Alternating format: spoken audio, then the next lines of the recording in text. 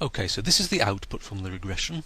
The first box you get is just a little summary of what you've done. So it's telling you that the variables that were entered, that is the predictor variables, were income, gender and age. And it tells you that you use the enter method. Now this box called model summary, let's just work through it.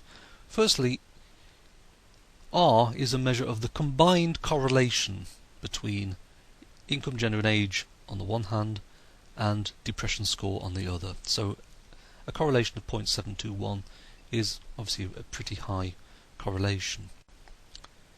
Now R square is a measure of how well income, gender and age in years predict the variance in depression score within our data set. But that's the key word. It is of course based on our data set.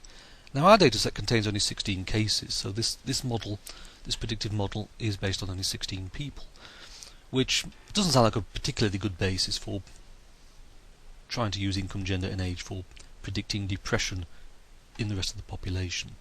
So this is what the adjusted R square takes into account.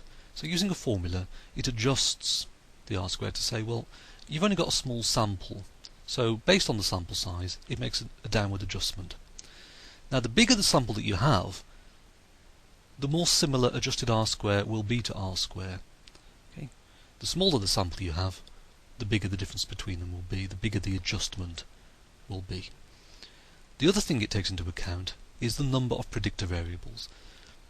Generally speaking, the more things that you throw into a regression model in terms of predictor variables, the higher the R square will be. So eventually, if you just throw more and more things in, you'll be able to predict virtually anything, but it may not have any meaning. The better models are ones that have fewer variables. So again, this is another thing that's taken into account with this adjustment.